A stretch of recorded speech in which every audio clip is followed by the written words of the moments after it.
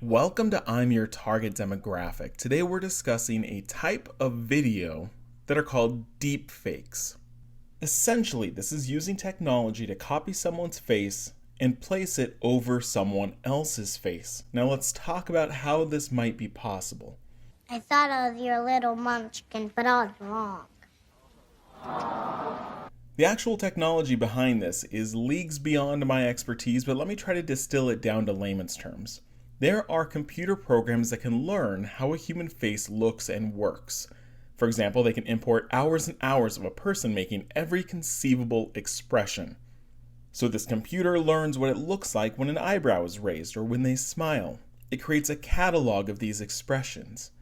And then you can take a second video and now try to superimpose this first person onto this second face. They take Tom Cruise's face and superimpose onto a Tom Cruise impersonator. When the impersonator says a word, it can match that expression and pull from the source material. Now this is different than when we see completely CGI characters in films. Let's use Princess Leia's appearance in Rogue One, A Star Wars Story. They created her face thinking they knew how a face looks, but it was easily distinguishable as not real because it lacked that special something. You can often see right through these characters. A deepfake might be taking older source material of that actor or actress and then superimposing onto a real person, acting the way that the character would.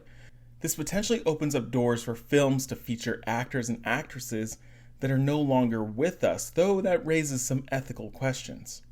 The term deepfake was coined back in 2017 to explain these types of videos. The deep refers to what is called deep learning and how a computer program can learn and then create something fake. This sort of technology to create deepfake videos is becoming easier and easier to find and use. So I know I've seen a huge increase lately with deepfake videos going viral, though I'm admittedly late to the party. You said, are you beautiful? And I said, and I was almost gonna say, Mommy, she's thinking I'm not beautiful, and I am always beautiful. Well, some of these older videos are pretty horrible. It's gotten to the point where it's almost impossible to tell what's real. This video of Bill Hader has been making the rounds, where his face shifts when he does impressions, created by one of the most prominent deepfake creators, Control-Shift-Face. Bill Hader does Tom Cruise, Seth Rogen, and in another viral hit, Arnold Schwarzenegger. No, and that was the big line in that movie was, "Open up the door, there's a bomb in there." Now, it's not always realistic, such as this disturbing video from Dr. Fakenstein, who has superimposed the comedian and actor Nick Offerman onto every character in Full House. He also created a hilarious Sesame Street rendition featuring two Keanu Reeves alongside the late Maya Angelou. The original here compared to the deepfake featuring two Keanus. Now it gets a little more dangerous here with the ability to make something that looks realistic. In a popular video featuring Jordan Peele, he acts as former President Obama. So they showcase how easy it is to use this technology for nefarious purposes.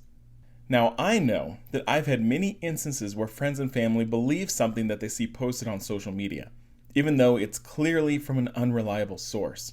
So imagine how many people will fall for something that appears to be this real. Imagine how this might affect upcoming elections. Imagine how little it might take to ignite a civil war or bring about World War III when Kim Jong-un can't tell that it's not actually our president in the video that he was shown. So in the end, be careful what you trust, because it's easier and easier to fool the naked eye. And that's our introduction to deepfakes. Thank you everyone for watching, and subscribe for more stuff just like this.